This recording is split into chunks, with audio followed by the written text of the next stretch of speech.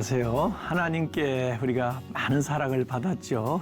그 사랑이 우리에게서 흘러나가서 또 모든 사람들에게 하나님의 축복을 전해주는 그런 축복의 통로가 되시기를 바라겠습니다.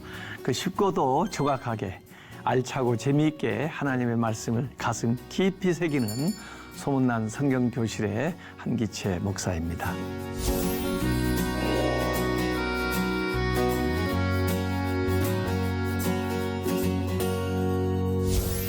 지난 시간에 나눈 내용 기억하신지 모르겠습니다.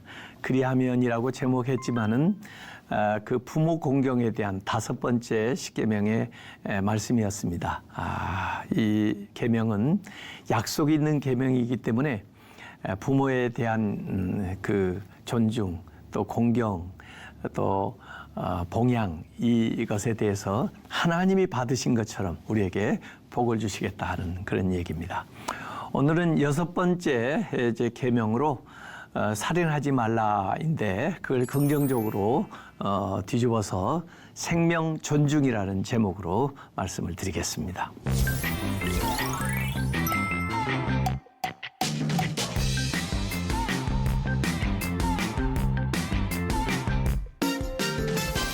실제로 이제 이 십계명에는 이렇게 하지 말라 하는 금지 규정이 8가지가 나와 있죠. 하라는 것은 2개가 나와 있고요. 근데 이 금지 규정은 저는 울타리라고 이렇게 봅니다. 이 울타리 안에 살면 안전하다는 거죠. 근데 이 울타리를 벗어나면 낭떠러로 떨어질 수 있다는 거예요.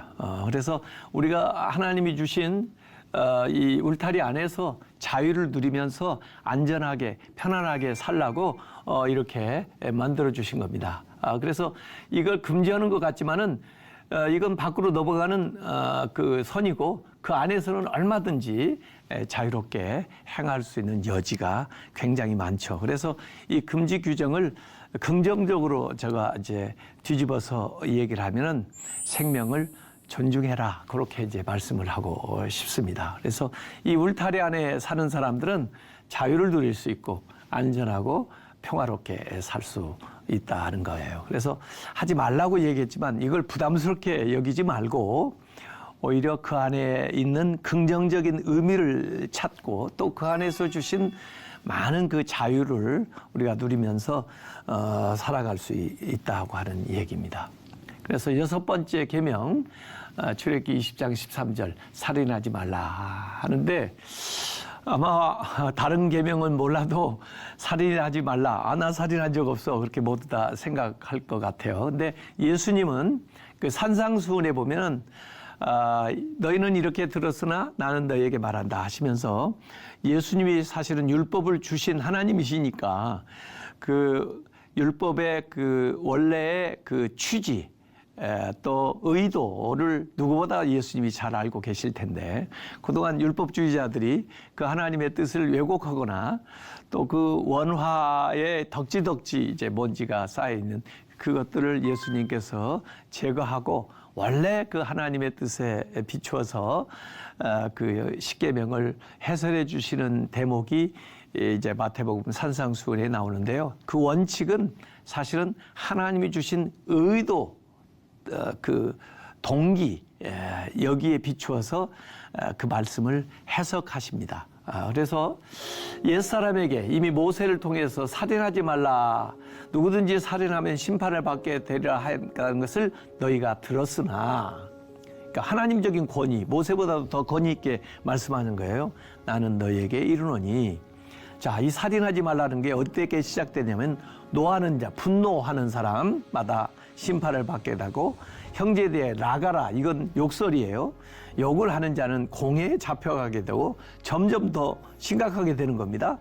미련한 놈이라 하는 자는 지옥불에 들어가게 되리라. 그래서 심판, 공회, 사내들인 공회 그리고 지옥불에까지 떨어진다는 것입니다. 그래서 이 살인이라고 하는 것이 뭐 그냥 대단한 어떤 흉악한 것에서부터 시작되는 게 아니고 분노하는 일로부터 시작돼가지고 욕을 하는 것으로부터 시작해가지고 그렇게 발전하게 된다는 말씀을 얘기하고 계십니다.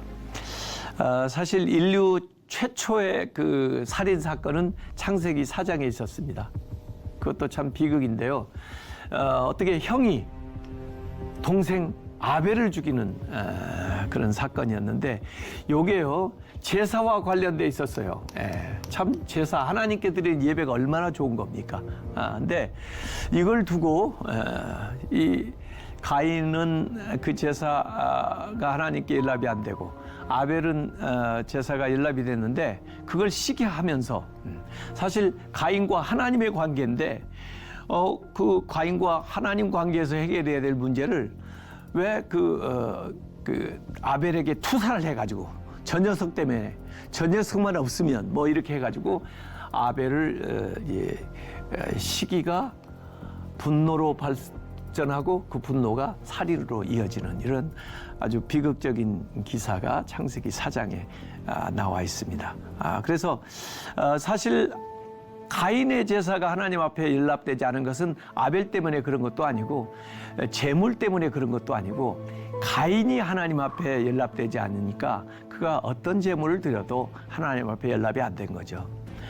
그래서 예배 이전에 예배자, 예물 이전에 예배자가 하나님 앞에 연락돼야 또 예배 이전에 우리의 삶이 하나님 앞에 연락돼야 우리가 드리는 예배가 하나님께 온전히 연락될 수 있다는 중대한 교훈을 사실 주는 것인데 거기서 깨달음을 얻고 하나님과의 관계성 속에서 자신이 변화되면 되는 것을 이걸 아벨에다 책임을 물고 또 아벨을 시기하고 그렇게 분노해서 살인에 빠지게 되죠.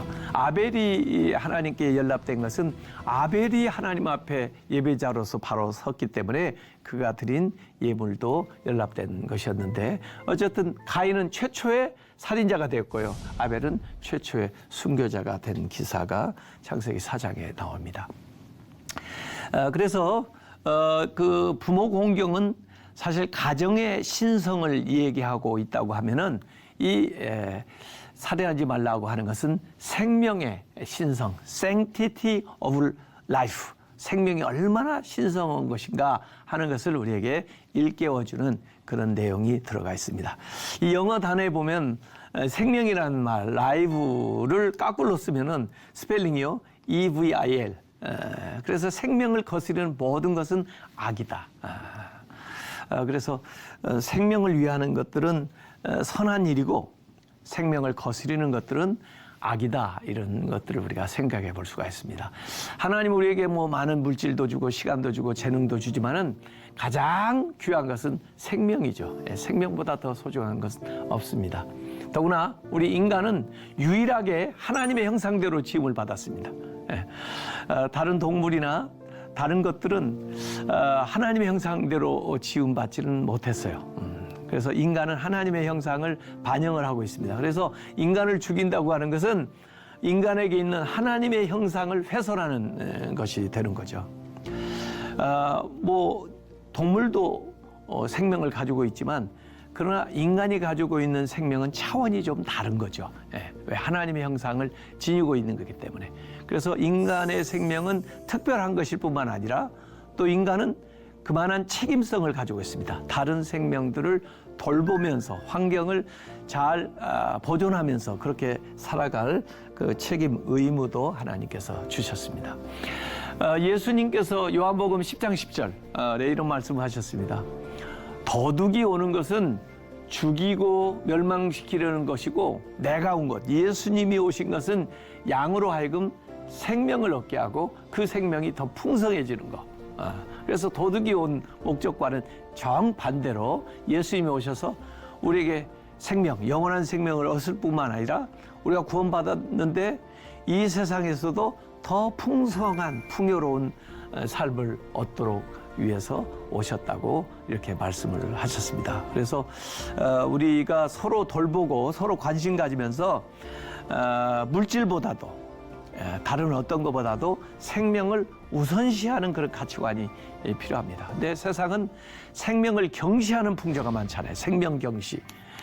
이 생명 경시 때문에 모든 사건 사고가 많이 일어납니다. 저는 특별히 우리 한국 사회가 사회 생명력이 굉장히 약화되어 있다고 생각해요. 우리 인간이 이 면역력이 약화되면 여러 가지 질병에 노출되잖아요.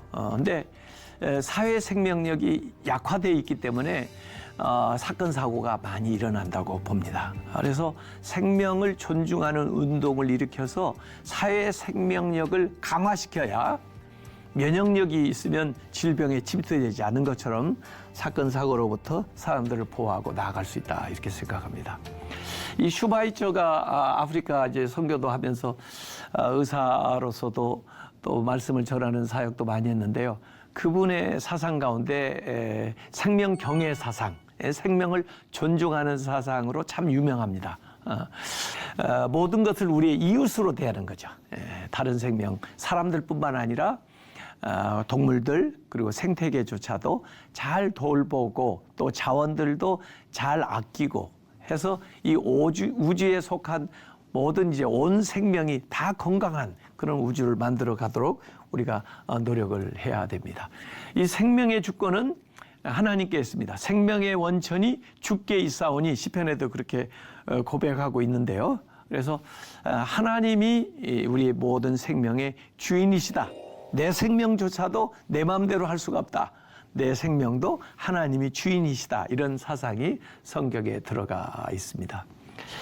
고대 근동 과거에는요, 무슨 범죄를 하는 것에 대해서 이제 벌을 주는데 이 죄진 것보다 더 과하게 벌을 주는 경우도 있어요. 그런데 성경의 율법은 죄진 것보다 더 과하게 벌을 주지 마라, 이런 규정이 있고요.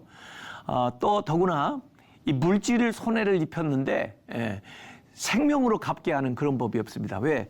물질보다 생명이 더 상위에 있는 가치이기 때문에. 그래서 그 재산에 대한 손해 이런 것으로 고대 근동의 다른 데에서는 사형을 시키고 그랬는데 이 구약의 법에는 재산권에 대한 것은 아무리 침해를 하고 또 가져갔다 할지라도 사형, 생명은 더 소중하기 때문에 지은 죄보다 더 큰 생명으로 갚게 하는 그런 법은 없다는 거죠. 그래서 생명은 수단이 아니고 목적이다. 어떤 것의 수단이 될 수가 없다.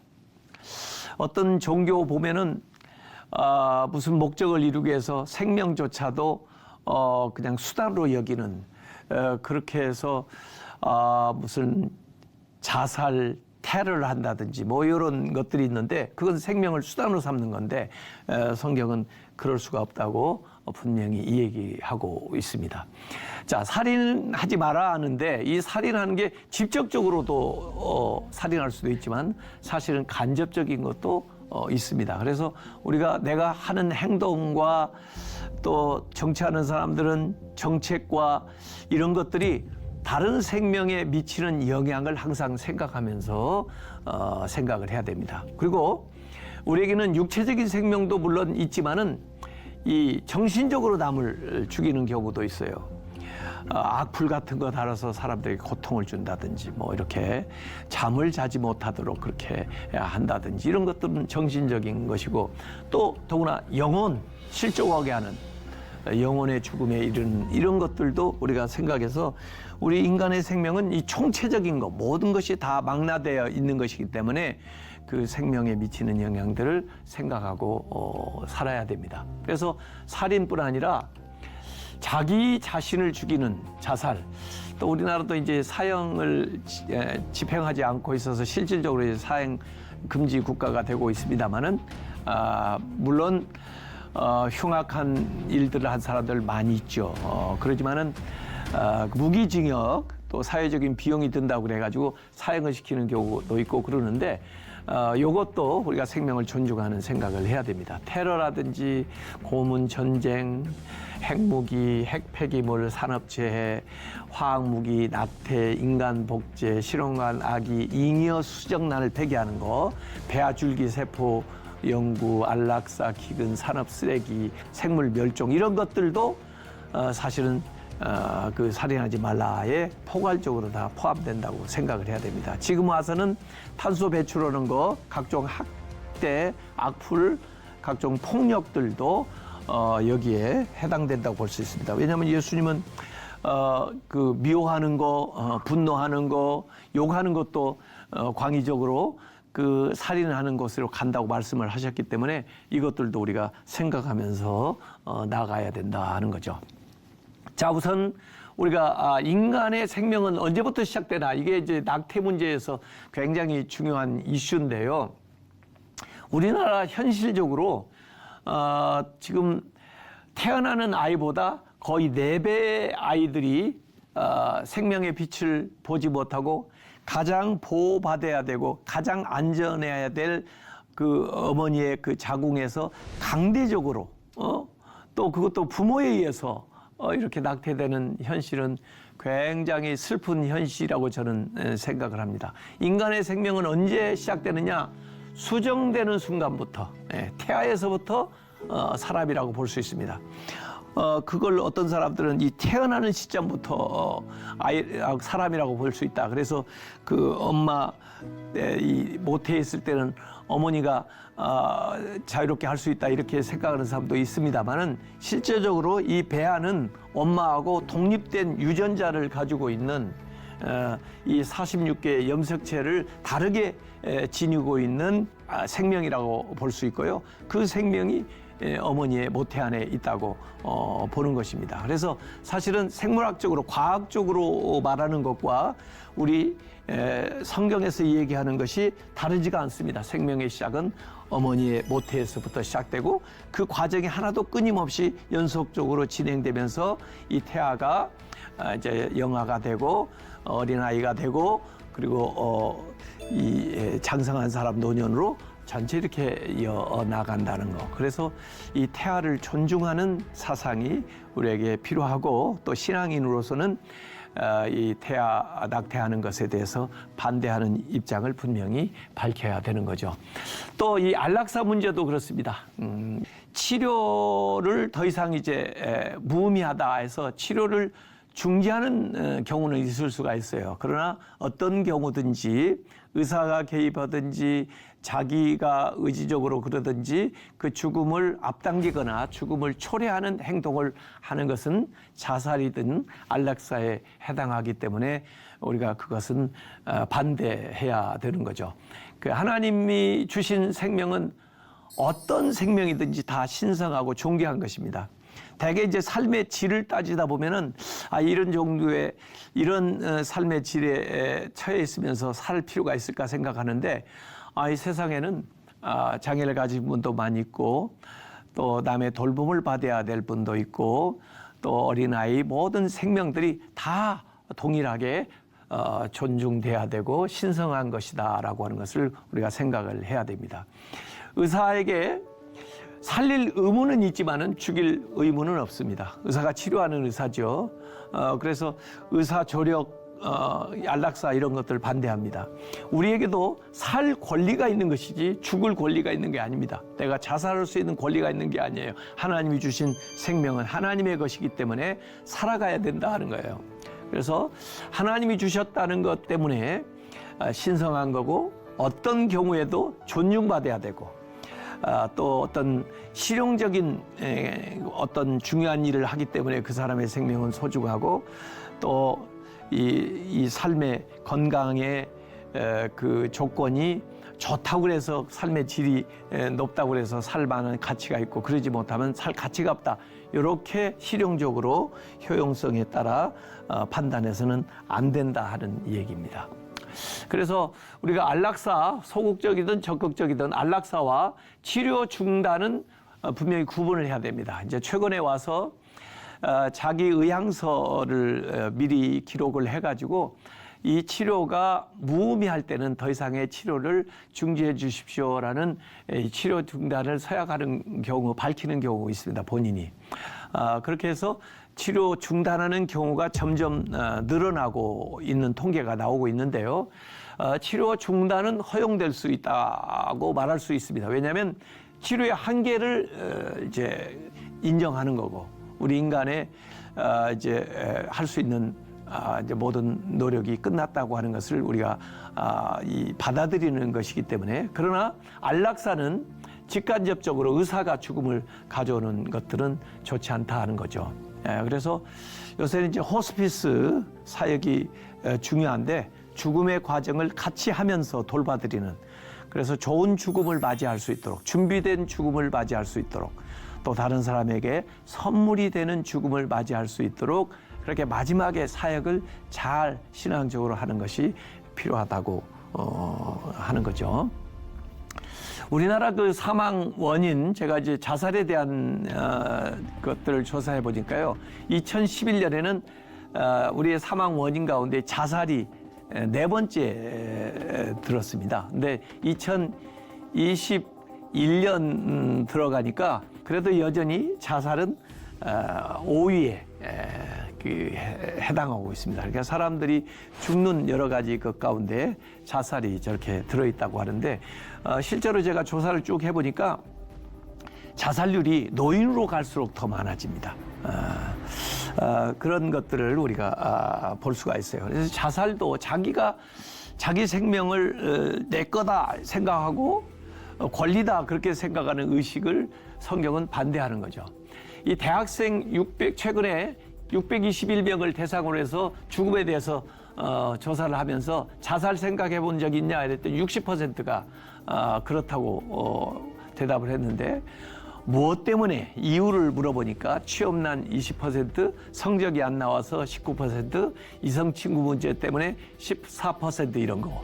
또 혹시 다른 사람 죽이고 싶은 자살 충동을 느낀 적이 있는가 했더니 거의 3분의 1이 그렇다고 답변을 했습니다. 왜 그러냐 그랬더니 나를 괴롭히는 사람 믿기 때문에 68%, 사회에 대한 불만 때문에 14%, 그냥 이유 없이 7% 이렇게 됩니다. 그러니까 이 청년들이 정서적으로 좀 건강하지 못한 사회에 살고 있다는 것을 이 통계가 보여주고 있는 거죠. 그래서 청년들 우리가 같이 대화도 하고 또 격려도 하고 또 그렇게 더불어 함께 사는 노력이 필요합니다. 그 자살을 가만히 보면 자살의 기도율은 여자가 더 높고요. 실제로 자살률은 남자가 더 높습니다. 그러니까 남자는 뭐 자살을 이제 시도하면 거의 확실하게 자살에 이르는 경우가 많고요.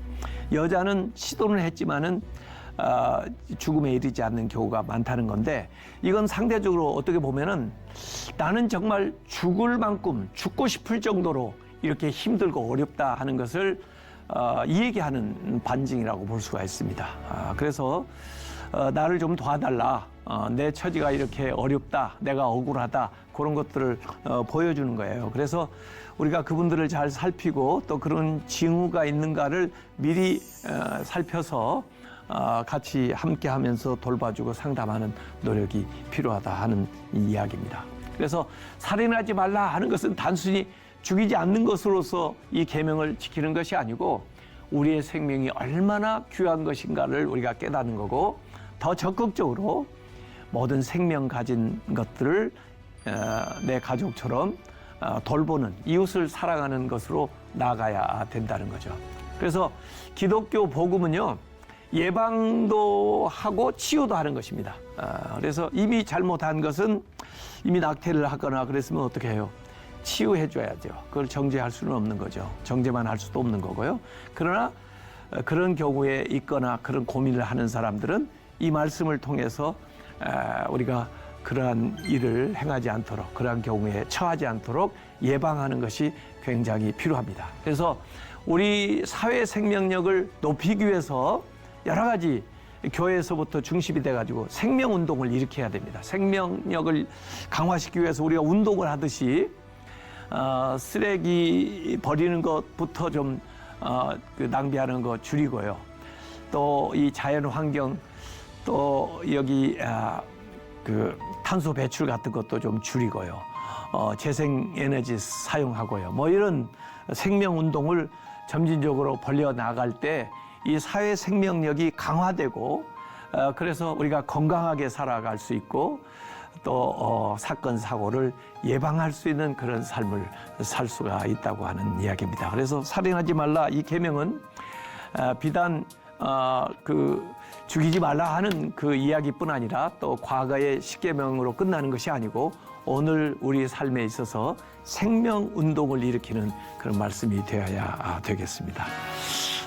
오늘 강의가 좀 유익했는지 모르겠습니다. 오늘 수업은 유튜브를 통해서 다시 보실 수가 있습니다. 늘 말씀으로 새로워지는 여러분들 되시기를 바라겠습니다. 네, 다음 시간에는 이제 부부에 대한 이야기가 주로 될 텐데요. 온전한 사랑에 대한 그 말씀을 나누도록 하겠습니다. 오늘도 복되고 아름다운 날 되시기를 바라고요. 다음 시간에 뵙겠습니다. 감사합니다.